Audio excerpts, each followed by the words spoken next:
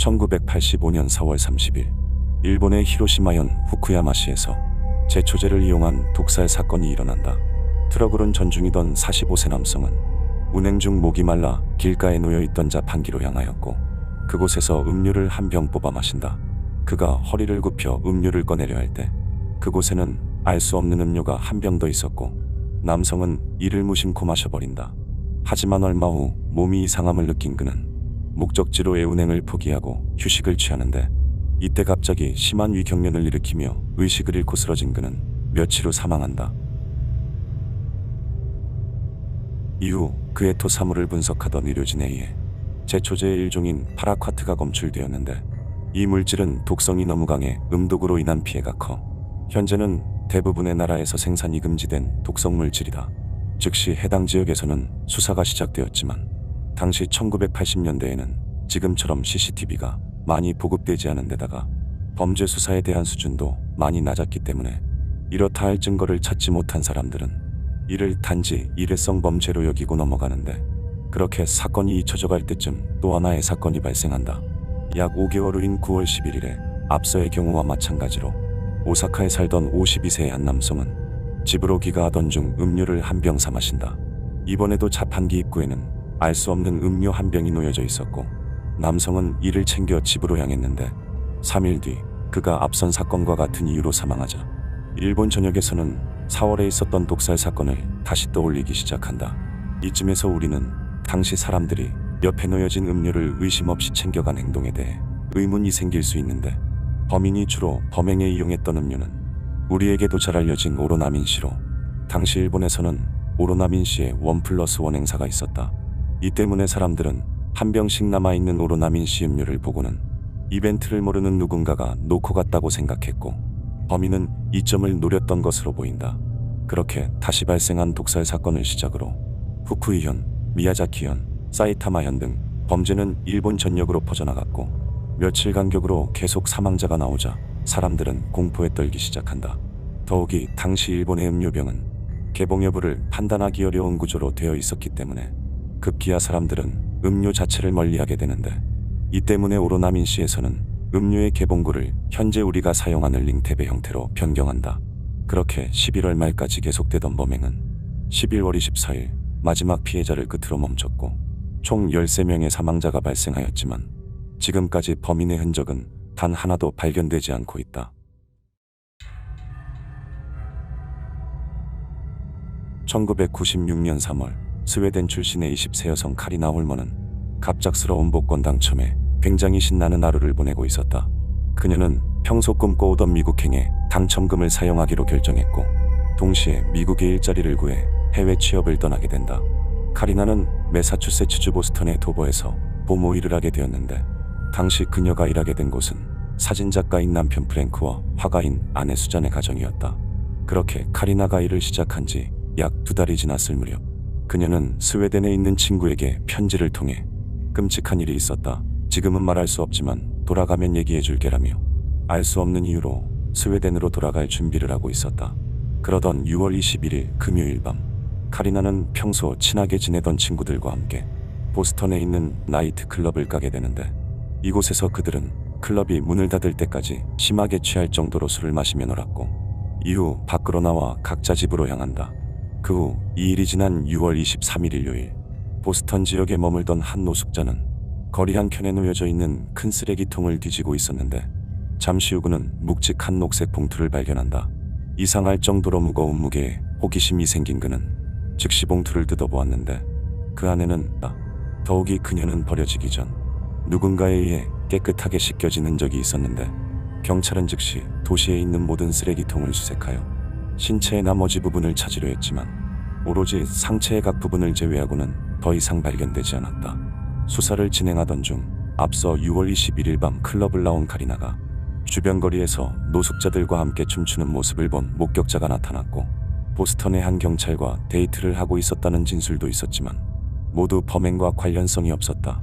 수개월간 수사가 이어지면서 약 300명이 넘는 사람들을 수사하였는데 이 과정에서 카리나가 보모로 일하던 가정의 부부 중 남편 프랭크가 용의선상에 오른다. 그의 알리바이에는 몇 가지 이상한 점이 있었고 카리나와 관계가 있었다는 말도 나돌았는데 이것은 이전에 프랭크의 집에서 일하던 보모들 중 몇몇이 프랭크와 관계가 있었기 때문에 나온 추측이었다. 또한 임신한 카리나를 숨기기 위해 프랭크가 상체만 남겨둔 것이라는 설도 있었지만 모두 추측성 진술일 뿐 프랭크가 범인이라는 명확한 증거는 발견되지 않았고 수십 년이 지난 지금까지 사건은 미스터리로 남아있다. 2001년 3월 6일 일본 홋카이도 남부의 항구 도시 무로란에서 한 여고생이 실종된다. 그런데 당시 16세였던 치다 아사미의 실종에는 몇 가지 기이한 점이 있었는데 이날 일본은 고등학교 입시 시험을 이유로 대부분의 공립고등학교가 휴일이었고 아사미의 학교 또한 마찬가지였다. 아사미가 다니던 홋카이도의 무로란의 이 고등학교는 시에서 가장 공부를 잘하는 곳으로 아사미는 이곳에서 최상위 성적을 유지하고 있었는데 동시에 그녀는 빵집에서 아르바이트를 하며 집에 생활비를 보태고 있었다. 사건 당일인 6일 오전 아사미는 커피 판매를 위한 교육을 위해 빵집 본점으로 교육을 받으러 갈 예정이었고 그녀는 본점 직원과의 통화를 통해 오후 1시가 지날 쯤 도착하겠다고 말한다. 그리고 오후 12시 25분경 버스를 타고 이동하던 중 잠시 하차해 편의점에 들르는데 이때 그녀는 창문 너머로 보이는 학교 친구와 손인사를 나눈다. 12시 56분경 빵집 본점 근처에 도착한 아사미는 버스에서 하차해야 했지만 알 수 없는 이유로 하차하지 않았고 잠시 후 1시경 원래의 목적지로부터 세계적 유장 떨어진 곳에 내린 그녀는 그곳의 화장품 매장에서 1시 26분까지 시간을 보낸다. 그리고 이때 아사미의 모습은 매장의 CCTV에 모두 촬영되었는데 당시 그녀의 움직임은 마치 시간을 억지로 때우고 있는 듯한 모습으로 약속된 교육 시간이 이미 한참 지났음에도 전혀 급한 모습이 보이지 않았다. 이후 아사미가 막 매장을 나와 이동하려 할 때 길 건너에 있던 친구 2명을 발견해 인사하였고 이것이 그녀의 마지막 모습이었다. 다시 버스를 타고 빵집 본점으로 이동한 것으로 추정되는 그녀는 1시 41분경 버스에서 하차하였고 잠시 후 그녀의 남자친구로부터 전화가 오자 아사미는 통화가 어려운 듯한 목소리로 지금 말할 수 없으니 이따가 다시 전화하겠다며 전화를 끊었는데 이후 아사미는 흔적도 없이 사라졌다. 다음 날부터 시작된 수색에서 무로란 경찰서는 우선 빵집 본점 대표를 찾아가 조사하였는데 그는 아사미가 오후 1시가 지난 시간에 올 것이라고 하여 1시 30분까지 가게에서 그녀를 기다리다 외출을 하였고 오후 3시경 집에 가 낮잠을 잤다고 한다. 그는 시간이 지나도 아사미가 오지 않자 직접 밖으로 나가 그녀를 찾으러 다녔다고 하였는데 이때 경찰은 대표가 전화를 걸어볼 수 있었음에도 그렇게 하지 않고 굳이 찾으러 다녔다는 점에 의문을 품었지만 대표로부터 범죄에 관한 확실한 물증을 발견할 수 없었다. 그리고 아사미의 친구들은 평소 굉장히 꼼꼼하고 철저한 그녀의 성격상 절대 약속 시간에 늦었던 적이 없다며 그날 화장품 매장에서 시간을 때우던 모습이 굉장히 이상하다고 말한다. 또한 아사미는 당시 보기 드문 미인상으로 그를 좋아하던 일종의 팬클럽 무리가 있었고 종종 전화로 스토킹을 당한 사실이 있었는데 어느 쪽으로든 남아있는 증거는 아무것도 없었다.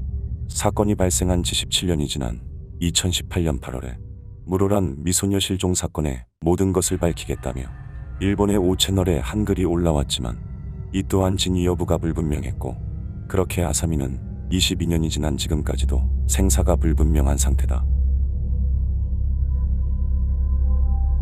2001년 5월 15일 일본의 시즈오카시 니온다이라산 정상 부근에서 한 남성의 머리가 발견된다. 신문지에 쌓여 여러 장의 비닐봉투에 담긴 채 발견된 이것은 이미 일을 당한 지 1개월 정도 지나 미이라화되어 있었고 분석 결과 인근에 살고 있던 30세의 타케히로라는 남성이었다. 그가 발견된 장소는 일반인이 출입할 수 없는 곳으로 산 정상 부근에 위치한 파크센터 직원만이 출입이 가능했지만 평소에도 종종 쓰레기를 투척하는 사람들이 많았기 때문에 그가 담긴 비닐봉투가 눈에 띄기까지 오랜 시간이 걸릴 수밖에 없었다.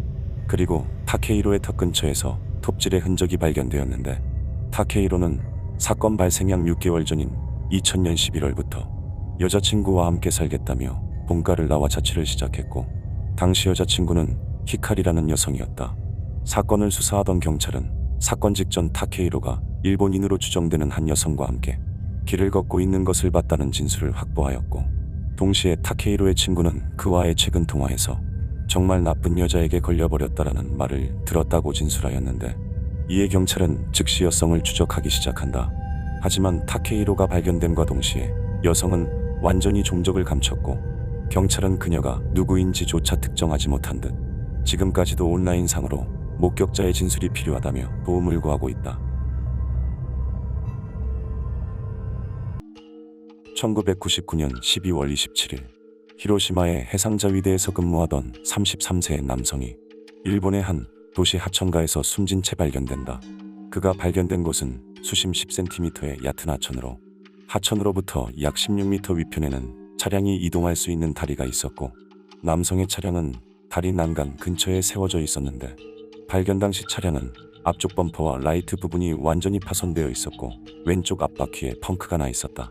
남성이 발견되기 2일 전인 12월 25일 크리스마스 저녁 7시 30분경 남성은 당시 사귀고 있던 여자친구와 함께 드라이브를 하며 데이트를 하였고 그녀를 집에 데려다 준 후 자신의 집으로 돌아가게 되는데 이후 한참의 시간이 지났음에도 남성은 집으로 귀가하지 않았고 이에 그의 가족들은 경찰에 실종 신고를 한다. 남성을 찾기 시작한 경찰은 얼마 가지 않아 거리에 방치된 그의 차량을 발견하였지만 이때까지만 해도 이것이 한 사건이 될 것이라는 걸 인지하지 못한 그들은 그다지 수색에 적극적이지 않았기 때문에 가족들에게 차량의 위치를 알려준 것을 끝으로 현장 수색 없이 일을 마무리한다. 그로부터 2일이 지난 12월 27일 차량이 서 있던 다리 아래의 하천을 수색하던 경찰은 그곳에서 남성을 발견하였고 이에 즉시 현장 정밀 조사와 남성에 대한 부검이 이루어졌는데 그 결과 경찰은 남성이 스스로 목숨을 끊었다며 수사를 마무리한다. 그런데 남성의 가족들은 경찰의 수사에 많은 어점을 발견해 자체적으로 조사를 시작하는데 그도 그럴 것이 남성이 스스로 목숨을 끊었다고 하기에는 너무 부자연스러운 증거들이 많았다. 남성이 발견된 곳은 그의 집과 반대 방향으로 약 60km 이상 떨어진 산길이었고 차량이 세워져 있던 장소로부터 약 8km 떨어진 곳의 가드레일에는 차량에 의한 접촉 흔적이 남아 있었는데 결정적으로 남성이 다리에서 뛰어내렸다면 다리에 그의 지문이 있어야 했지만 당시 85cm 높이의 다리 난간에서는 그의 지문이 발견되지 않았다. 거기다 남성이 발견된 위치는 다리로부터 4m 정도 멀리 떨어진 지점으로 얕은 하천물에 쓸려갔을 가능성도 없었기 때문에 누군가 의도적으로 옮겨둔 것으로 보는 게 가장 유력했다. 그런데 가장 이상한 점은 경찰의 행동이었는데 경찰은 남성이 발견된 직후 그를 부검센터로 이송하였고 이후 결과를 기다리며 현장 수색을 하게 되는데 이때 그들은 부검 결과가 나오기도 전에 남성이 소속된 자위대에 연락해 그가 스스로 목숨을 끊었다고 말한다. 그 후 경찰은 남성이 가드레일에 강하게 부딪힌 뒤 부상을 입었고 이후 차량을 몰고 다리 근처로 와 스스로 일을 저지른 것으로 수사를 종결한다. 이를 받아들일 수 없던 가족들은 남성을 사법해부한 도쿠시마 대학 의학부 의사를 찾아가 면담을 하게 되는데 이곳에서 그들은 의사로부터 뜻밖의 말을 듣는다. 의사는 가족들에게 남성의 몸에는 100% 누군가에게 맞아야 발생할 수 있는 갈비뼈 골절과 함몰이 있었고 이로 인해 출혈성 쇼크가 발생한 것이 사인이라며 이것이 다리에서 떨어져 발생한 신체 손상보다 시간적으로 앞선다고 하였다. 또한 사건 당일 현장 근처를 지나던 한 사람은 당시 오토바이를 탄 폭주족으로 보이는 5명의 사람들이 남성의 차로 추정되는 흰색 세단을 쫓아가며 쇠파이프로 공격을 하고 있었다고 증언을 하였는데 실제로 손상된 가드레일이 위치한 지점에는 오토바이 바퀴의 흔적이 남아 있었다. 이에 가족들이 경찰에게 재수사를 강하게 요구하자 수사는 다시 시작되는 듯 했지만 이상하게도 경찰은 계속해서 가족들에게 불쾌하다는 듯 말을 하였고 이런 일을 지속하면 가족에게도 안 좋은 영향이 있을 수 있다며 위압적인 태도로 조사를 그만할 것을 조용히 요구하였다.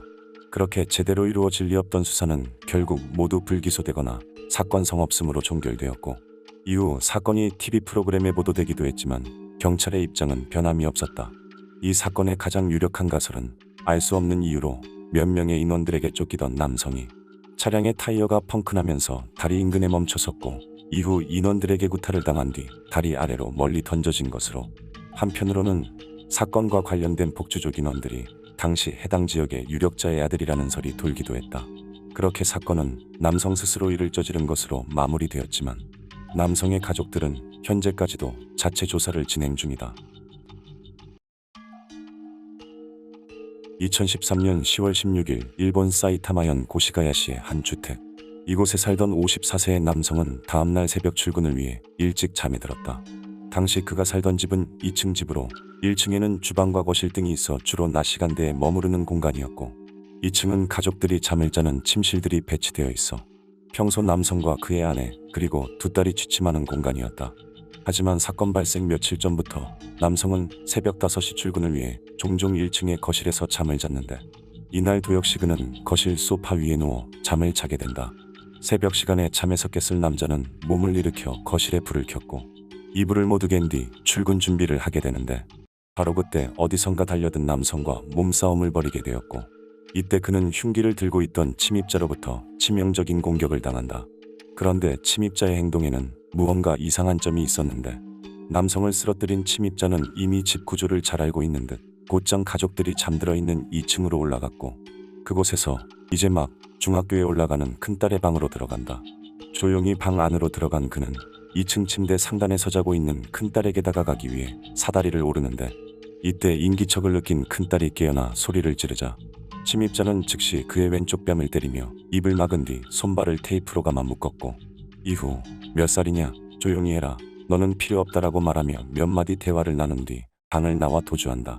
침입자가 도주했다고 생각한 큰딸은 있는 힘을 다해 묶인 손을 풀었고 이후 곧장 어머니가 자고 있던 방으로 가 이 사실을 알렸는데 잠에서 깨어난 어머니가 두 딸이 무사한 걸 확인한 뒤 1층으로 내려왔을 때 거실은 이미 남편의 혈흔으로 난장판이 되어 있었다. 이후 아내의 신고로 경찰이 빠르게 현장에 도착했지만 이미 남편은 세상을 떠난 뒤였는데 경찰은 남성의 지갑이 사라진 것으로 보아 처음에 이 사건을 금품 목적의 단순강 도사건으로 보게 된다. 하지만 수사가 진행될수록 점차 이상한 점들이 발견되는데 1층 창문을 강한 화력의 터보라이터로 가열한 뒤 침입한 범인은 금품이 목적이었다면 1층에 있던 가방과 기타 물건들을 뒤적인 흔적이 있어야 했지만 어떠한 물건도 건드린 흔적이 없었다. 또한 원한 관계에 의한 사건이라고 하더라도 남성에게 공격을 가한 뒤 2층으로 올라가 큰딸의 방에 들어간 이유를 알 수 없었고 범인의 얼굴을 본 유일한 목격자인 큰딸은 마른 얼굴의 범인의 모습은 한 번도 본 적 없는 처음 보는 남자였다고 한다. 이외에도 당시 사건 당일 새벽 2시 30분경 현장 근처에서 검정색 옷을 입고 주변을 서성이던 남자를 봤다는 증언이 있었지만 더 이상의 범인의 흔적은 찾을 수 없었다. 당시 해당 지역에는 굉장히 강력한 태풍이 상륙해 강한 비바람이 불고 있었기 때문에 범인은 일부러 이날을 택해 범행을 저지른 것으로 보였고 흉기와 테이프 등을 미리 준비해온 것으로 보아 계획된 범죄가 분명했지만 현장에는 몇 개의 신발 자국 외에는 남아있는 증거가 없어 사건은 여전히 미해결로 남아있다. 2012년 1월 15일 일본 홋카이도의 아사히카와시에 살던 중학생 A군이 갑자기 실종되는 사건이 발생한다. 사건 발생 하루 전날인 1월 14일 A군은 자신의 누나와 TV를 보던 중 각자 원하는 채널이 달라 싸우게 되었고 당시 사춘기였던 A군은 극도로 화가 나 게임기를 부수는 등 폭력적인 모습을 보인다. 집으로 돌아온 어머니는 A군이 평소 아끼던 게임기가 부서져 있고 A군이 발로 차 방 벽면에 구멍이 난 것을 보게 되는데 이에 어머니는 딸에게 얘기를 듣고 모든 상황을 알게 되었지만 A군이 사춘기인 것을 감안해 대화를 하지 않고 그대로 둔다.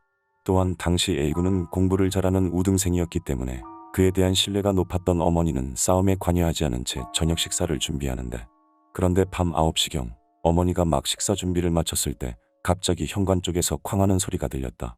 소리를 듣고 밖에 나가보니 A군의 신발이 사라져 있었지만 그가 금방 돌아올 것이라고 생각한 어머니는 쫓아가지 않았는데 불행히도 이것은 A군의 마지막 모습이었다. 밤이 늦도록 A군이 집에 돌아오지 않자 경찰에 신고를 한 어머니는 경찰과 함께 동네를 돌아다니며 몇 날 며칠을 수색하였지만 그의 행방을 찾을 수 없었는데 그렇게 약 3년의 시간이 흐른 뒤 그녀는 행방불명자를 찾는 TV 프로그램에 출연하게 된다. 이를 계기로 도쿄 신주쿠 부근에서 A군을 봤다는 제보를 받게 된 그녀는 즉시 신주쿠로가 주변을 수색하기 시작했는데 그런데 이때 그녀는 누군가로부터 전화와 이메일을 통해 타스케테 A라는 메시지를 받는다. 타스케테는 구해달라는 의미의 일본어로 그녀는 아들이 메시지를 보낸 것이라고 생각하였는데 사실 그녀는 앞서 A군이 실종된 해인 2012년에도 동일한 메시지의 이메일을 받은 적이 있었지만 경찰은 이것을 누가 보낸 것인지 추적하는데 실패한다. 그리고 당시 신주쿠에서 걸려온 전화를 추적한 결과 공중전화에서 걸려온 것으로 확인되었지만 이 또한 누가 한 것인지는 알 수 없어 결국 A군의 흔적은 신주쿠에서도 찾을 수 없었다.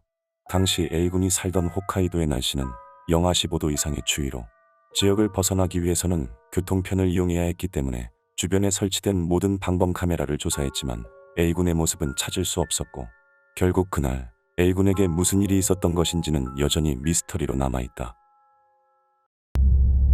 2011년 11월 일본 효고현 아마가사키시에서 약 25년간 이어져오던 다수의 변사 사건이 발각된다. 1987년경 사건의 주범인 스미다 미요코가 아마가사키시의 아파트에 거주하던 한 가정을 탈취한 것을 시작으로 8명의 사망자와 3명의 행방불명자가 발생하였는데 무엇보다 사건에 연루된 17명의 인원들은 서로 다른 5개의 가족으로 구성된 일면식도 없는 사람들이었다. 스미다 미요코는 혈연관계에 없는 사람들로 가족을 구축한 후 그들에게 불법적인 일과 폭행, 협박 등을 지시할 수 있도록 장기간 그들을 정신적으로 지배하였다. 특히 그의 판단에 따라 같은 구성원들 간에도 대우가 달라져 일부는 폭력을 당하거나 감금을 당하기도 했는데 이 과정에서 도망을 치는 인원은 잡을 때까지 집요하게 쫓아가 결국 다시 잡아오곤 했다. 이렇게 수십 년간 가족 탈취를 하는 과정에서 한 번 목표로 삼은 가정은 끊임없는 이간질과 가스라이팅을 반복하며 결국 탈취에 성공하였는데 수십 년간의 방대한 사건 기록을 보면 사람을 현혹시키는 그의 능력은 소름 돋을 정도로 발달되어 있었다. 그러던 2011년 11월 당시 스미다의 아파트에서 함께 머무르던 구성원 중 감금되어 있던 40대 여성 A가 아파트를 탈출해 경찰에 신고하면서 25년간 이어져 오던 스미다의 범행이 밝혀지기 시작한다. A에 대한 상해 혐의로 스미다가 체포된 후 학대를 당해 사망한 A의 어머니 사건이 밝혀지게 되는데 A의 어머니는 스미다에게 가정을 탈취당한 뒤 그에게 미운 털이 박혀 식사 제한과 학대를 당하였고 이로 인해 체중이 22kg에 이르게 되면서 목숨을 잃게 되었다. 이전까지 단순 감금 사건으로 여기던 경찰은 연계되어 밝혀지는 사건들의 이상함을 느껴 스미다가 이루고 있는 가족 구성원들에 대해 집중적으로 수사를 하는데 이에 그동안 스미다의 그늘 아래 갇혀있던 가족 구성원들은 하나둘씩 입을 열기 시작한다. 우선 스미다는 한 건의 상해치사죄로 기소되어 재판을 받았는데 이후 2012년 12월경 그는 앞으로 밝혀질 범죄를 의식한 듯 감옥 안에서 스스로 목숨을 끊는다. 하지만 당시 스미다의 마지막 선택을 두고 많은 의혹이 있었는데 그는 3인실의 방을 쓰고 있어 바로 옆에 사람이 있었고 교도관에 의해 스미다의 행위가 일찍 발각되었었다. 하지만 그들은 스미다의 행동을 알아챈 뒤에도 약 10분 후에나 대처를 하였는데 마치 그의 죽음을 방치하는 듯한 이 모습에 스미다의 입을 막으려는 익명의 권력자가 뒤에서 조종한 것이 아니냐는 추측이 난무하기도 했다. 주범이 사망하면서 스미다와 관련된 부분은 모두 종결 처리되었지만 그동안의 범행 기간만 무려 25년에 달했기 때문에 그 외에도 수많은 감금, 살인, 폭력 등의 사건이 있었고 이로 인해 17명의 가족 구성원 중 10명이 유죄를 받아 대부분 10에서 20년의 징역형 또는 무기징역을 선고받았다. 하지만 스미다의 죽음으로 인해 가려진 부분이 많은 이 사건은 여전히 행방불명된 인원들을 찾을 수 없어 많은 수수께끼를 남기고 있다. 2004년 6월 20일 일본 이바라키현 이와이시의 풀밭에서 거꾸로 누운 채 힘겨워하고 있는 소녀가 발견된다. 길을 지나던 50대 남성에 의해 발견된 그녀는 외관상 다툼이나 손상의 흔적은 없었지만 목에는 휴대용 스트랩이 감겨져 있었고 발견 당시만 해도 아직 숨이 붙어 있는 상태였다. 하지만 그녀가 병원에 이송된 직후 사망하면서 사건은 미궁에 빠지게 되는데 당시 16세였던 소녀는 사건 전날 밤 한 친구를 만난다. 밤 12시부터 새벽 1시 30분경까지 동성 친구와 함께 한 식당에서 식사를 한 소녀는 또 다른 친구들을 만나기 위해 자리를 이동하였지만 너무 늦은 시간에 다른 친구들이 오지 않자 두 사람은 새벽 4시경 헤어진다. 하지만 소녀는 곧장 집에 가지 않았고 혼자서 근처에 있던 편의점에 들리게 되는데 이곳에서 주먹밥과 커피 그리고 나이프가 포함된 공구 세트를 산 소녀는 새벽 5시경에 편의점을 나간다. 이후 5시 45분경 그녀는 통합민원센터에 전화를 걸어 지갑을 주었는데 가까운 경찰서의 번호를 알려달라며 말을 하였고 그로부터 약 1시간이 흐른 뒤 배수로 옆 풀밭에서 다리를 도로 쪽으로 뻗은 채 거꾸로 엎드린 모습으로 발견된다. 발견 당시 소녀는 목에 차고 있던 스트랩에 의해 목이 압박을 당한 모습이었고 신발이 벗겨져 사라져 있었지만 그녀의 양말은 굉장히 깔끔한 상태였는데 이로 인해 다른 공간에서 일을 당한 뒤 누군가에 의해 풀밭에 버려졌음이 의심된다. 그리고 그녀가 타고 있던 자전거는 사건 현장으로부터 약 1km 떨어진 편의점 앞에서 발견됐는데 당시 해당 편의점은 밤 11시에 폐점을 했기 때문에 그녀가 앞서 주먹밥을 샀던 편의점에서 나온 뒤 누군가와 만나기 위해 이 편의점으로 이동한 것이 아닐까 추측되었다. 또한 새벽 시간에 갑자기 나이프가 포함된 공구를 산 것이 굉장히 이상했는데 이 때문에 당시 소녀가 누군가로부터 위협을 느꼈거나 곧 만나게 될 상대로부터 자신을 방어하기 위한 준비가 아니었을까 하는 추측이 있었지만 아무런 증거가 발견되지 않으면서 사건은 미궁에 빠진다. 사실 소녀가 앞서 편의점 건물을 막 나섰을 때 편의점 바로 앞에서 흰색 경차를 탄 젊은 여성을 만났고 그 여성과 얘기를 나누는 것이 목격되기도 했는데 해당 여성이 누구였는지 이후에 둘이 함께 이동했는지는 알 수 없었다. 그러던 중 당시 소녀가 만나고 있던 36세의 스리랑카인 남자친구가 용의선상에 오르기도 했는데 일본에 불법 체류 중이던 그는 불법 체류 혐의와 살해 의심으로 곧장 경찰에 체포되어 조사를 받았지만 결국 혐의가 없는 것으로 밝혀졌고 그렇게 사건은 여전히 미스터리로 남아있다.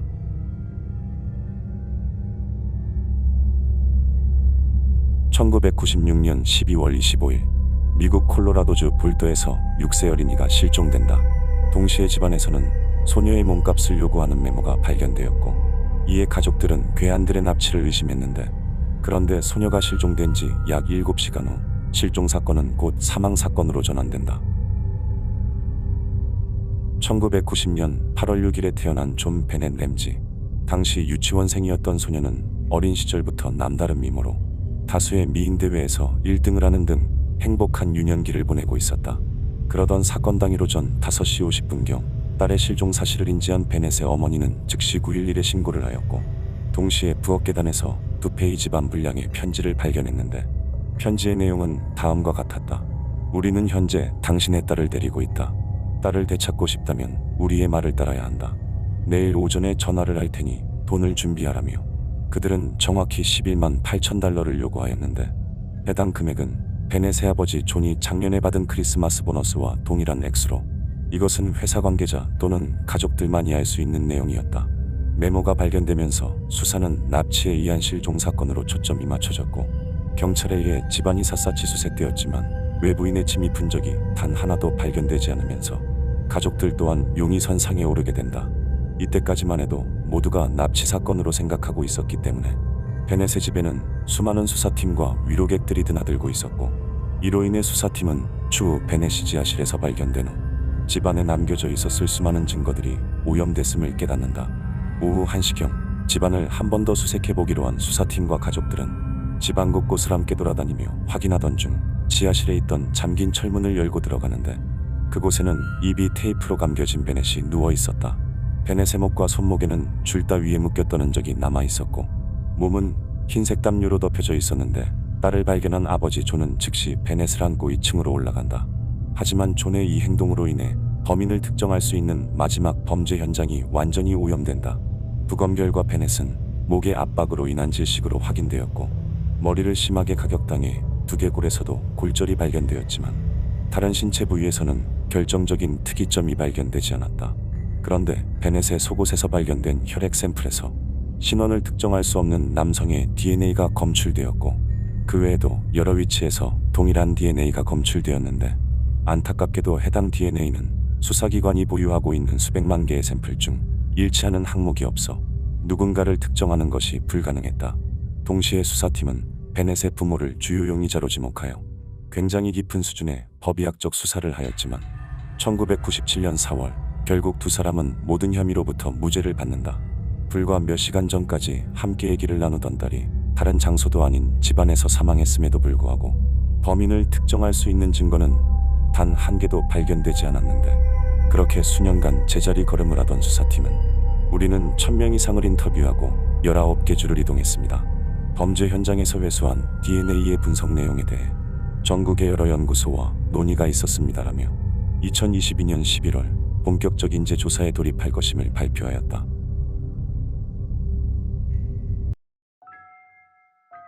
2018년 3월 일본의 한 도시에 살던 50대 부부는 낡은 집을 리모델링하기 위해 업체에 일을 의뢰한다.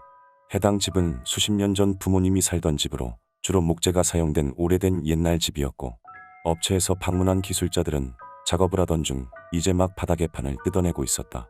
각 방에서의 작업을 완료한 그들은 이제 마루 쪽으로 향해 작업을 시작하는데, 잠시 후 그들이 마루판의 교체를 위해 바닥을 뜯어내자 그 아래에는 알 수 없는 백골이 있었다. 이에 집주인 부부는 곧장 경찰에 신고를 하였고, 이후 경찰에 의해 해당 유골에 대한 DNA 감정이 이루어지게 되는데, 그 결과 이것은 수십 년 전 실종된 아내의 어머니였다. 1987년 11월 24일 겨울에 초입에 있던 이날, 당시 48세였던 어머니는 갑자기 밭일을 하고 오겠다며 집을 나서는데, 저녁 시간이 되어도 계속해서 아내가 돌아오지 않자 그의 남편은 이를 경찰에 신고하였고, 이후 수색이 이루어졌지만 그 어디에서도 그녀의 흔적이 발견되지 않으면서 사건은 미해결로 남아있는 상황이었다.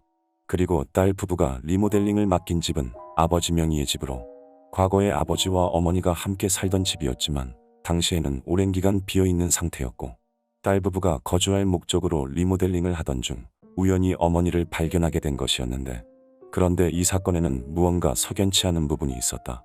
어머니가 실종되던 날 어머니의 마지막 모습을 본 것은 오로지 아버지뿐으로, 그녀가 밭일을 나갔다는 것과 이후 돌아오지 않았다는 것은 오로지 아버지 개인의 증언일 뿐, 그 외에 어떠한 목격담도 존재하지 않았는데, 그렇다면 아버지가 어머니의 실종에 개입하였을 가능성이 높았고, 그가 아내를 해친 뒤 당시 비어있던 본인 소유의 집바닥에 숨긴 것으로 볼 수 있었다. 이에 유골 발견 후 아버지에 대한 수사가 필요했지만, 어머니가 바닥에서 발견되기 2년 전인 2016년에 그는 이미 세상을 떠나 더 이상의 수사 진행은 어려웠다. 또한 해당 집은 바닥판을 뜯어내지 않고도 외부에서 바닥으로 진입이 가능한 구조로, 어머니가 스스로 바닥에 들어갔거나 누군가에 의해 일을 당한 뒤 숨겨진 것으로 볼 수 있었지만, 이후 사건과 관련해 어떠한 소식도 전해지지 않으면서 사건의 명확한 원인은 현재까지도 수수께끼로 남아있다. 2017년 4월, 일본 이바라키현 히타치시의 한강가에서 한 소년이 물에 잠긴 채 발견된다. 해당 소년은 당시 10살로 초등학교 5학년에 재학 중이었고, 그는 4월 15일 토요일 오후 1시 30분경 학교에서 친구들과 놀고 오겠다며 집을 나선다. 하지만 날이 어두워져도 소년은 집에 돌아오지 않았고, 이에 그의 부모님은 직접 동네를 돌아다니며 아들을 찾기 시작하는데, 잠시 후 그들은 동네 근처에 있던 강가에서 아들이 타고 나간 자전거를 발견한다. 이에 저녁 7시경부터 경찰의 수색이 시작되었고, 그들은 자전거가 발견된 강 인근을 집중적으로 수색하였는데, 잠시 후 그곳에서 소년의 것으로 추정되는 신발과 옷이 바닥에 놓여진 채로 발견되었고, 그렇게 다음날 오전 9시경 소년을 찾게 된다. 소년은 자전거가 위치한 곳으로부터 약 170m 하류에서 발견되었고, 발견 당시 그는 1m 깊이의 강 바닥에 가라앉아 있었는데, 이것은 단순히 물가에서 일어난 사고라고 하기에는 몇 가지 이상한 점이 있었다. 당시 4월 15일은 기온 22도의 흐린 날씨로 물가에 들어가기에는 다소 추운 날씨였기 때문에, 이런 날 소년이 스스로 물에 들어가 수영을 하던 중 이를 당했다고 보기에는 억지가 있었는데, 더욱이 발견 당시 아무것도 입지 않은 알몸의 상태였다는 것이 굉장히 이상했다. 이 때문에 제3자에 의한 범죄가 의심이 되던 중 평소 소년이 학교에서 왕따를 당했다는 설이 돌기도 했는데, 이에 해당 초등학교의 관계자가 이를 강력하게 부인하면서 무언가 은폐하려 한다는 의심을 받기도 했지만, 더 이상 범죄와 연관짓기는 어려웠다. 또한 소년의 사인을 분석한 경찰들에 의해 그에게서 특별한 외상이 발견되지 않으면서 누군가 소년에게 물에 들어갈 것을 강요해 발생한 제3자에 의한 사건임이 분명해 보였지만, 이후 현장에서 추가 증거가 발견되지 않으면서 미해결로 남게 되었다. 1994년 3월 24일, 미국 캘리포니아주 산타클라라에 위치한 회사 주차장에서 차에서 내리던 한 남성이 갑자기 총을 맞고 쓰러진다. 당시 주차장에는 약 20명의 사람들이 있었지만, 순식간에 일어난 일에 범행의 순간을 본 사람은 단 한 명도 없었고, 현장을 유유히 빠져나가는 범인의 차량이 CCTV에 촬영되었지만 화질이 좋지 않아 사건은 미궁에 빠지게 된다. 당시 26세였던 매트 플로레스는 4년간 복무하던 군에서 제대한 후 새로운 직장에 입사해 직무 교육을 받던 중으로 먼저 산타클라라에 위치한 사무실에서 몇 달간 지낸 후 달라스로 이동할 예정이었다.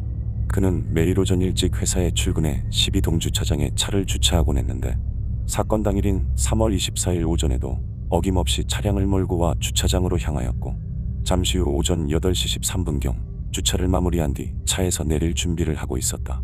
당시 주변에는 회사 동료들이 주차를 하고 있거나 잠시 차에 머물고 있었는데 잠시 후 매트가 차에서 내린 것으로 추정되는 8시 14분경 자신의 차량에서 라디오를 듣고 있던 한 여성이 펑 하는 소리를 듣는다. 분명 총기 소리라고 생각한 그는 조심스럽게 주변을 살펴보기 시작하는데 이때 멀지 않은 거리에 있던 차량 옆에서 남성이 쓰러져 있는 것이 눈에 들어왔고 이에 그녀는 즉시 차에서 내려 그에게 다가갔다. 해당 남성은 앞서 주차를 마친 매트로 그는 문을 열고 나옴과 동시에 이를 당한 듯 바닥에 무릎을 꿇은 채 머리와 어깨가 열린 문에 기대져 있었는데 이 시점에 이미 매트는 생명신호가 없었다. 4분 만에 현장에 도착한 경찰이 조사를 시작하였지만 현장에는 어떠한 몸싸움의 흔적이나 증거가 단 하나도 남아있지 않았고 총성이 울린 후 거의 몇 초 지나지 않아 동료 여성이 매트가 있는 곳을 보았지만 주변에는 이미 아무도 없었다고 한다. 그러나 당시 주차장에는 여러 대의 CCTV가 설치되어 있었기 때문에 경찰은 즉시 녹화된 테이프를 돌려보기 시작하는데 하지만 안타깝게도 매트가 주차한 공간은 카메라가 없는 사각지대로 영상에 녹화된 것은 아무것도 없었다. 그럼에도 영상을 계속해서 분석하던 경찰은 매트가 출근하기 전 주차장을 돌던 한 대의 수상한 차량을 발견하는데 해당 차량은 포드사의 익스플로러로 운전자는 주차장 진입 후 차를 떼고 머물기 시작하였고 잠시 후 매트의 차량 모델과 비슷한 차가 주차장에 진입하자 그를 쫓아가기 시작한다. 하지만 해당 차량은 매트의 차량이 아니었고 이에 다시 처음 주차했던 공간으로 돌아와 다시 대기를 하는데 그렇게 몇 분 후 진짜 매트의 차량이 나타나자 해당 차량은 또다시 뒤를 쫓아갔다.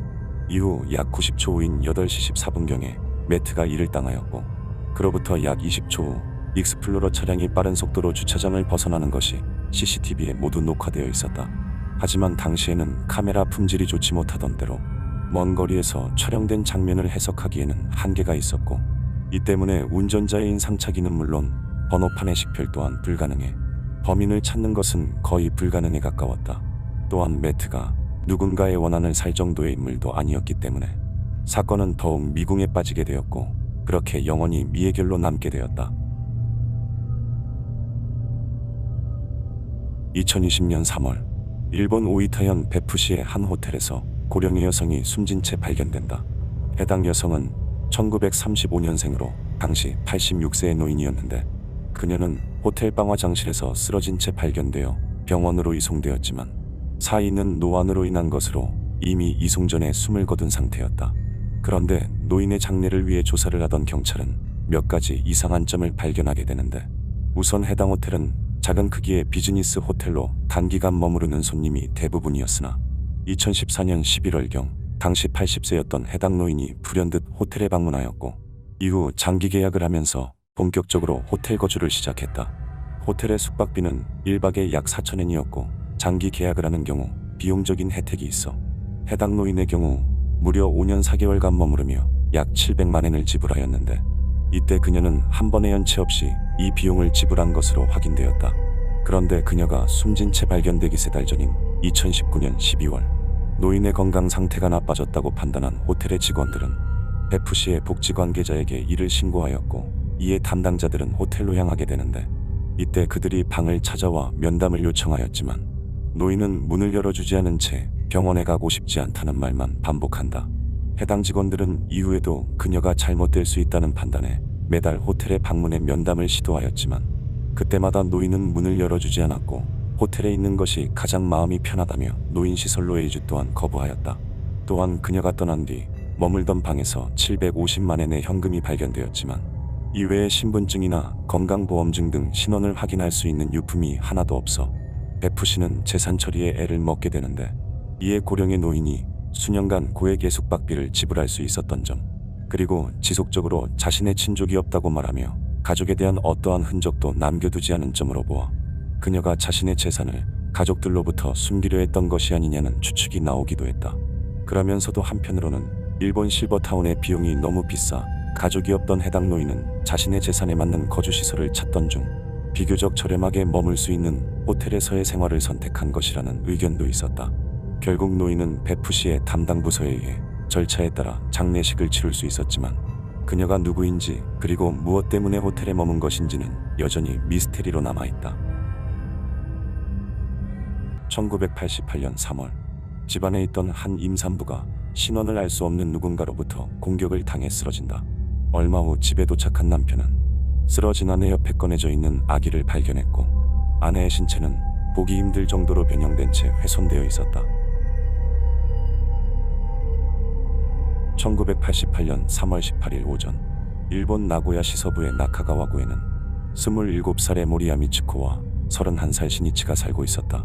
그들은 이제 갓 결혼 3년 차가 된 부부로 미츠코는 당시 아이를 임신한 상태였는데 그녀는 이미 출산 예정일을 5일이나 넘긴 상태라 출산이 굉장히 임박해 있었다. 이 때문에 남편 신이치는 수시로 집에 전화해 아내의 상태를 살폈고 이날도 마찬가지로 낮 12시경 미츠코와 통화를 한다. 잠시 후 저녁 7시경 신이치는 직장에서 퇴근하기 전 한 번 더 미츠코에게 전화해 안부를 묻는데 이때 미츠코가 전화를 받지 않았지만 신이치는 별다른 생각 없이 집으로 향한다. 그가 집에 도착한 것은 저녁 7시 40분경이었는데 평소와 다르게 현관에 문이 열려 있었고 집안에는 불이 모두 꺼져 있어 신이치는 알 수 없는 위화감을 느꼈지만 평소대로 침실로 향해 옷을 갈아입기 시작한다. 그런데 그가 막 정장을 벗어두고 편한 옷을 집어들었을 때 갑자기 거실로부터 아기 울음소리가 들리기 시작했는데 당시 부부 사이에는 아직 태어난 아이가 없었기 때문에 아내가 자신도 모르게 출산을 했다고 생각한 신이치는 재빨리 소리가 나는 곳으로 달려간다. 그가 막 거실로 나와 불을 켰을 때 신이치의 눈앞에는 엄청난 양의 피가 바닥에 퍼져 있었고 그 옆에는 울고 있는 아기와 함께 이질감이 들 정도로 변형된 아내가 누워 있었다. 굉장히 놀란 신이치는 서둘러 신고를 하기 위해 전화기를 찾았지만 집안 어디에서도 전화기를 찾지 못했고 이내 집을 나와 주변의 이웃집으로 달려간다. 오후 7시 43분경 신이치의 신고를 받은 나고야시 소방국은 급히 구급차를 출동시켰는데 이때 제대로 상황 파악을 하지 못한 신이치는 집에 혼자 있던 미츠코가 단순히 출산을 한 것이라고 생각하고 있었다. 잠시 후 구급대가 신이치의 집에 도착했고 집 안으로 들어와 곧장 미츠코에게 달려갔는데 이때 현장을 본 구급대원들 모두가 참혹한 현장에 순간 얼어붙는다. 사실 미츠코는 아기를 낳은 것이 아니라 누군가로부터 배에서 제거당한 것이었고 그녀의 배에는 날카로운 무언가에 잘린 자국이 있었다. 그리고 일본의 남방기구인 코타츠의 전기 코드가 목에 감겨져 손에 묶여 있었고 아기는 엄마와의 모든 연결이 끊어져 있었다. 두 사람 모두 빠르게 수습되어 병원으로 이송되었고 아기는 약간의 저체온증이 있어 신이치로부터 수혈을 받은 뒤 무사히 회복하였는데 미츠코는 이미 발견 당시부터 생명신호가 전혀 없는 상태로 병원으로 이송된 뒤 사망 처리되었다. 당시 부부가 살던 집은 신축 주택이 자리한 신흥주택가로 비교적 인적이 드문 위치였는데 집안에는 모든 지문이 깨끗하게 지워져 있었고 미츠코의 지갑과 현금이 사라져 있어 경찰은 프로의 범행으로 추정하기 시작한다. 이날 미츠코는 오후 3시쯤까지 집에서 친구와 시간을 보냈는데 오후 4시경 우체부가 집을 방문했을 때 집안에는 아무도 없는 듯 인기척이 느껴지지 않았다고 한다. 또한 미츠코는 평소 어질러진 물건을 바로 치우는 습관이 있었지만 이날 친구와 함께 먹은 찻잔은 테이블 위에 그대로 남아 있었고 목에 감겨있던 코타츠의 전기 코드는 이미 세상을 떠난 후에 목에 감겨진 것으로 확인되었다. 발견 당시 미츠코는 복부가 날카로운 것에 의해 잘려 있었는데 한 가지 이상한 점은 앞서 신이치가 신고를 하기 위해 찾던 전화기가 미츠코의 복부 안에 자동차 키와 함께 들어있었다. 그리고 미츠코의 모습을 본 신이치와 경찰은 보통의 사람의 모습으로는 상상할 수 없는 형태였다고 표현했는데 이후 밝혀진 그녀의 사인은 질식사로 범인은 미츠코를 질식시킨 뒤 신체를 훼손해 아기를 밖으로 꺼낸 것이었다. 주변 이웃들을 조사하던 중 몇몇의 주민들로부터 결정적인 증언을 듣는데 이날 오후 3시경 1층에 살던 한 주민은 무언가 의심스러워 보이는 남자가 다가와 나카무라 씨를 아시나요? 라고 질문하였다고 한다. 하지만 해당 주택에는 나카무라라는 성을 가진 사람이 없었는데 같은 시간 미츠코의 집에 방문한 그의 친구는 미츠코와 대화를 하던 중 갑자기 현관문 손잡이가 돌아가는 소리를 들었지만 이후 인기척이 없어 두 사람 모두 이를 신경 쓰지 않았다고 한다. 30대로 보이는 이 남성은 170cm대의 작은 키로 이후에도 주택가 곳곳에서 목격되었는데 남자로부터 길을 묻는 질문을 받거나 차 안에서 주택 여기저기를 유심히 살펴보는 것이 목격되었고, 오후 7시경에는 주택에서 조금 떨어진 거리에 가만히 서서 주택을 응시하는 모습이 목격되기도 했다. 신이치는 해당 주택에서 1년간 혼자 생활하다 도쿄로 이사하였고, 현재는 아이와 부모님과 함께 하와이로 이주해 살고 있다. 그리고 범인의 흔적을 찾던 경찰은 더 이상 추적이 불가능하다는 판단에 수사를 멈췄고, 사건은 범인을 잡지 못한 채 공소시효가 만료되었다. 1998년 4월 6일, 일본의 니가타현에 살던 한 여고생이 의문의 한국행 비행기에 오른다. 잠시 후 김포공항에 도착한 그녀는 마중을 나온 누군가를 따라 어디론가 사라졌고, 이후 현재까지 행방불명 상태다.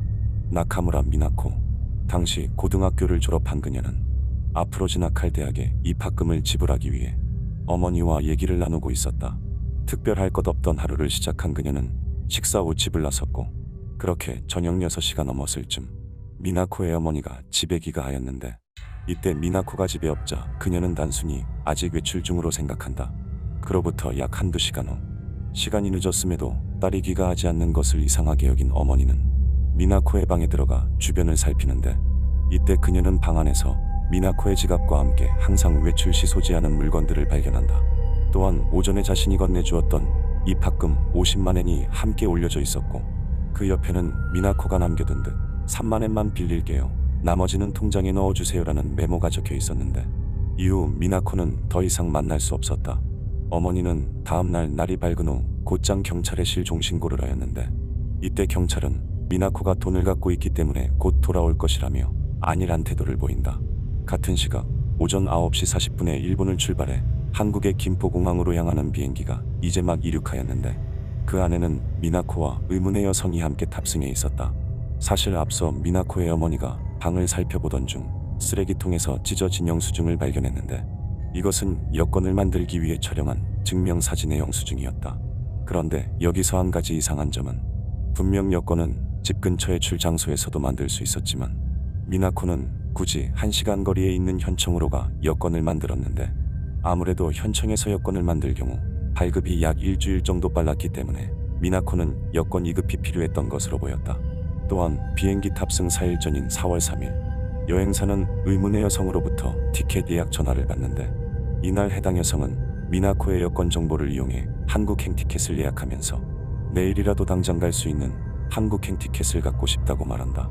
당시 통화를 했던 직원은 해당 여성의 목소리가 굉장히 허스키해 기억에 남는다고 했는데, 이것은 미나코의 부드러운 목소리와 완전히 상반되는 목소리로 20대 중반의 여성으로 추정되었다. 이후 항공사를 통해 해당 여성을 추적한 결과, 여성은 1970년대에 일본 남성과 결혼한 한국인으로 당시 일본에서 한 종교 법인을 설립해 대표직을 맡고 있었고, 일본에 귀화한 상태였다. 여성은 알 수 없는 누군가로부터 부탁을 받아 미나코와 함께 한국으로 간 것이었고, 김포공항에 마중을 나온 남녀 2명에게 살해금을 받은 뒤 미나코와 작별 인사를 했다고 했는데, 이후 그녀의 지인으로부터 의문의 증언이 나온다. 마치 해당 여성이 줄곧 사람 배송을 했다는 듯 얘기를 시작한 지인은, 그녀는 종종 일본에서 행방불명이 된 여성에 관해 자신이 조사를 받았다고 불평했다며 증언한다. 이로 인해 해당 여성은 일본인을 납치해 북한으로 보낸 것이 아니냐는 의심을 받기도 했는데, 실제로 당시 일본에서는 북한에 의한 사람 납치가 굉장히 성행하고 있어 아예 가능성이 없는 이야기는 아니었지만, 결국 결정적인 물증은 찾을 수 없었다. 이후 미나코의 어머니는 그녀를 찾기 위해 한국 TV 방송에 출연하고 신문사 광고와 전단지를 돌리기도 했지만 그녀의 흔적은 단 하나도 찾을 수 없었다. 대체 미나코는 어디로 사라진 것일까? 2000년 12월 30일, 일본 도쿄의 부촌인 세타가야에는 한눈에 봐도 대저택의 건물이 있었다.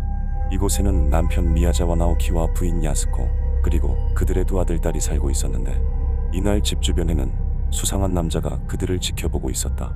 잠시 후 남성은 집 뒤편의 공원 울타리를 지나 2층에 위치한 욕실을 통해 집 안으로 침입하였고, 같은 층에 있던 남자아이를 질식사시킨 후 1층으로 내려가 남편 미야자와를 부엌칼로 공격한다.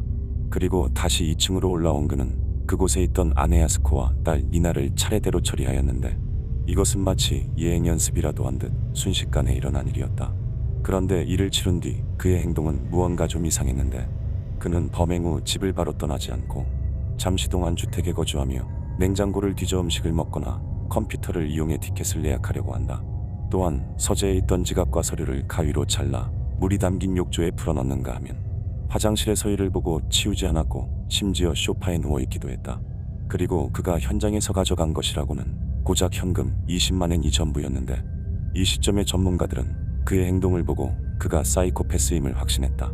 현장에 남겨진 그의 유류품과 혈흔을 분석한 결과 키 170cm의 마른 체형의 남자라는 것을 알 수 있었고 외국인 또는 혼혈로 추정되어 금방 체포될 것으로 여겨졌지만 이때 경찰은 결정적인 실수를 한다.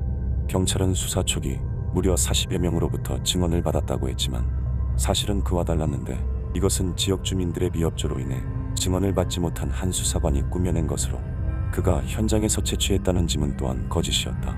이로 인해 초동 수사가 제대로 이루어지지 않으면서 어렵지 않게 잡을 수 있을 것 같았던 범인은 23년이 지난 현재까지도 잡지 못하고 있고 그렇게 사이코패스 성향을 가진 범인은 여전히 어딘가에서 본성을 숨긴 채 살고 있을 것으로 추정된다. 1996년 5월 5일 일요일 밤 9시경 일본 도야마현의 히미시에 거주하던 19세 소녀들이 갑자기 흔적도 없이 사라졌다. 가족들에게 담력 테스트를 하고 오겠다는 말을 남긴 채 집을 나선 두 소녀는 먼저 슈퍼마켓에 들려 손전등과 건전지 등을 구매한 뒤 우호주시에 위치한 폐온천 건물인 평야광천으로 향한다. 1970년부터 영업을 시작한 이 온천은 약 1,000평에 달하는 넓이로 수년간 운영을 이어가던 중 계속된 무리한 투자로 인해 자금난을 겪게 되면서 1982년에 폐업을 하게 되었고 이후 흉물스러운 폐건물로 남아 일본에서 손에 꼽히는 심령 스팟이자 비행 소년들의 집 합장소로 이용되고 있었다. 그렇게 밤 늦은 시간 온천 건물로 향하던 두 소녀는 잠시 후 밤 10시가 지난 시간에 한 주유소에 들려 주유를 한 것이 확인되었고 이후 밤 11시경 친구의 삐삐에 우호주시에 도착했다는 메시지를 남긴 후 흔적도 없이 사라졌다. 두 소녀의 실종 이후 약 1년의 시간 동안 경찰의 수색이 있었지만 그 어디에서도 흔적을 찾을 수 없었고 산악구조대와 헬리콥터를 동원한 대대적인 수색에도 불구하고 당시 두 사람이 타고 갔던 차량 또한 발견되지 않자 주변 주민들은 폭주족에 의한 사건이라고 여기게 되는데 그도 그럴 것이 당시 온천 건물은 밤이 되면 여러 비행 청소년들과 폭주족들이 몰려와 머물던 장소로 온갖 낙서와 깨진 유리 등이 난무하는 위험한 장소였다. 그런데 그로부터 18년 후인 2014년 한 목격자가 나타난다. 당시 그는 두 명의 여성이 탑승해 있는 자동차가 갑자기 바닷속으로 떨어지는 것을 목격했다고 진술하였는데 이후 2019년에 당시 현장에 있던 목격자들의 신분을 확보하게 되면서 수사는 다시 활기를 띠기 시작한다.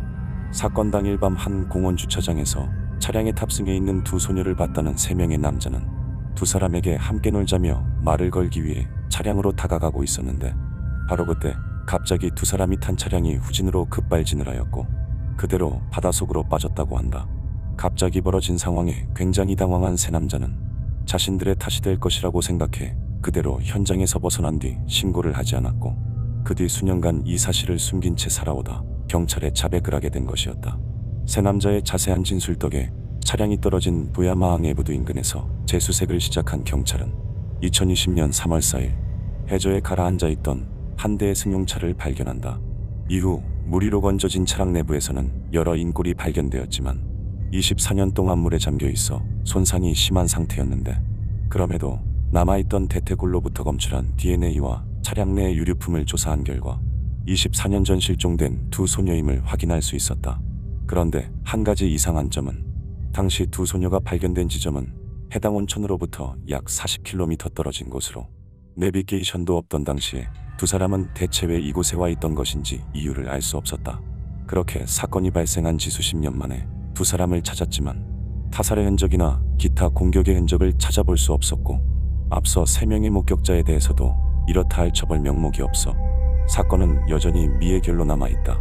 한편 해당 사건이 벌어진 온천 건물은 2022년 2월에 한 공포영화의 촬영지로 이용되어 일본에서 약 50억의 흥행 수익을 거두었지만 2023년 6월 30년 이상 방치된 해당 건물을 철거하겠다고 발표한 우호주시에 의해 온천은 역사 속으로 사라지게 되었다. 2004년 9월 2일 오전 5시경 일본 오사카부 이바라키시의 한 운동장 입구에서 문에 매달린 채 축 처져 있는 남성이 발견된다. 길을 지나던 사람에 의해 현장에서 발견된 62세의 요시야마는 당시 택시 운전사로 일을 하고 있었고, 현장 인근에는 요시야마의 차량으로 보이는 택시가 시동이 걸린 채로 방치되어 있었는데, 택시 안에 있던 9만엔의 현금은 누군가에 의해 도난당한 상태였다. 그리고 차량에서는 요시야마의 것으로 보이는 혈흔이 발견되었고, 요시야마의 얼굴에는 누군가에게 맞은 듯한 적이 있었다. 이로 인해 사건 초기에 경찰은 강도에 의한 사건으로 보고 수사를 하였고, 범인이 요시야마를 공격해 이를 저지른 뒤 의도적으로 운동장 문에 글을 걸어두어 스스로 목숨을 끊은 것처럼 보이도록 위장한 것으로 보았다. 그런데 그로부터 며칠 후 요시야마의 택시 운행 기록에서 이상한 점이 발견된다. 그가 운동장에서 발견되기 약 10시간 전인 9월 1일 오후 7시경 그가 이바라키시의 한 지점에서 정차하고 있던 것이 회사의 GPS에 기록되어 있었는데, 하지만 요시야마가 직접 작성한 운행 기록에는 손님을 태우고 다른 장소로 이동한 것으로 작성되어 있었다. 그리고 2일 새벽 4시 30분경에 마지막 승차 기록에 의하면 현장으로부터 약 5km 떨어진 지점에서 2명의 남자를 태운 것이 확인되었는데, 그곳으로부터 요시야마가 매달려 있던 운동장까지는 약 2,000엔의 요금이 발생하는 거리였지만, 당시 발견된 택시의 미터기에는 3,000엔이 넘는 금액이 찍혀 있었고, GPS 기록을 추적한 결과 택시는 현장 주변을 여러 번 돌아다닌 것으로 확인되었다.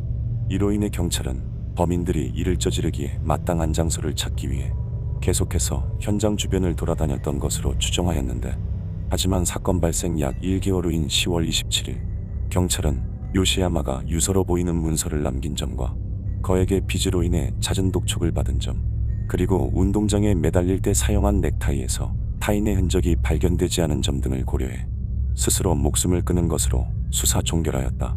하지만 당시 요시야마가 매달린 운동장의 문은 높이 2m로 이곳에서 혼자서 일을 저지르는 것은 불가능에 가까웠고, 그 밖에도 사건 발생 전날 오후 자신의 동료와 함께 강도 방화 사건에 연루되는 등 이해할 수 없는 여러 부분들이 아직 해소되지 않은 채 남아 있었지만, 결국 이 사건은 경찰의 판단대로 종결 처리되었다. 1991년 3월 15일 초등학교 2학년 소녀가 갑자기 행방불명되는 사건이 발생한다. 사건 당일인 이날 오후 유키의 집에는 소녀의 아버지인 요시유키가 새벽일을 끝내고 들어와 잠을 자고 있었고, 오후 2시경에는 유키가 평소보다 빨리 집으로 귀가하게 되는데, 이때 소녀의 어머니인 이치코는 회사에서 일을 하던 중 집으로 전화를 건다. 마침 집에 있던 유키와 통화를 하게 된 이치코는 오늘 일이 좀 늦어져 귀가가 늦을 것 같다고 말을 하였고, 잠시 후 오후 4시쯤에는 초등학교 6학년생인 차녀가 집에 귀가하였는데, 이때 유키는 이미 집에 있지 않았다고 한다. 차녀는 거실의 식탁에서 아직 따뜻한 김이 모락모락 나고 있는 코코아를 발견하였고, 이에 평소 코코아를 좋아하던 유키가 이를 마시던 중 잠시 나간 것이라고 생각하였는데, 같은 시각 유키의 아버지인 요시유키 또한 잠에서 깨어나 유키의 외출 사실을 알았지만 유키가 친구를 만나러 나갔다고 생각해 특별히 신경 쓰지 않았다. 이후 저녁 시간이 되자 고등학생인 장녀와 어머니 이치코가 집으로 귀가하였는데, 오후 8시가 되어도 유키가 나타나지 않자 가족들은 그제서야 경찰에 실종신고를 한다. 그런데 이 사건에는 몇 가지 이상한 점이 있었는데, 우선 유키는 이날 평소 굉장히 친한 사이였던 한 친구에게 다른 약속이 있어 오늘 같이 놀 수 없다고 말하였지만, 그 상대가 누구인지는 말을 하지 않았다고 한다. 그리고 당시는 아직 날이 추운 시기로 유키는 평소 외출할 때마다 특정 외투를 항상 착용하던 버릇이 있었는데, 이날은 외투를 집에 남겨둔 채 외출을 하였고, 코코아를 타놓고 그대로 둔 점과 열쇠를 두고 나간 점, 그리고 항상 타고 나가던 자전거를 두고 나간 것이 굉장히 이상했다. 그런데 이때 몇 사람으로부터 유키의 목격담이 보고되는데, 그들은 사건 당일 유키의 집 주변에 정체 모를 하얀 차량이 나타났고, 잠시 후 차에서 내린 남성은 그곳에서 유키와 5분 정도 대화를 나눈 후 그를 차에 태워 이동하였다고 한다. 이후 인근의 전철역에서 유키를 봤다거나 유키가 다니던 초등학교에서 그가 놀고 있는 것을 봤다는 사람들이 있었지만, 이를 입증할 수 있는 증거가 전혀 없어 수사에 아무런 도움이 되지 않았고, 그렇게 사건은 미궁으로 빠지는 듯했다. 당시 1970에서 90년대 일본은 전국 각지에서 유괴 사건과 행방불명이 굉장히 많이 일어나던 시기로 실제로 학생들을 목표로 한 다수의 납치 사건이 보고되고 있었는데, 이는 모두 북한이나 러시아가 벌인 일임이 기정사실화되어 있어 유키 또한 그들에 의한 것으로 여겨져 점점 수사에 힘이 빠지게 된다. 그런데 그로부터 3년 후 1994년, 유키의 집에 한 통의 계문서가 배송된다. 히라가나와 가타카나 그리고 한자를 마구잡이로 섞어 작성한 계문서는 도무지 내용을 이해할 수 없어 해독을 해야 하는 수준으로 단순히 글을 읽어내는 것조차도 어려울 정도였고, 글씨체를 보아 작성자는 외국인으로 추정되었다. 제3자의 시점으로 쓰여진 문서에는 유키를 데려간 범인을 특정하는 명칭과 사건 과정이 작성되어 있었지만 이것만으로 유키를 찾는 것은 불가능에 가까웠다. 이후에도 사건 발생 12년째가 되던 2003년에 또 하나의 단서가 될 한 통의 전화가 유키의 집으로 걸려왔고, 남성은 그간 알려져 있던 목격담에 대해 언급하며 자신이 범인인 듯한 말을 흘렸지만 결국 그는 잡히지 않았고, 그렇게 사건은 공소시효가 만료된 뒤 현재까지도 미해결로 남아있다. 오늘 영상은 여기까지입니다. 영상이 마음에 드셨다면 좋아요만 부탁드립니다. 끝까지 봐주셔서 감사합니다.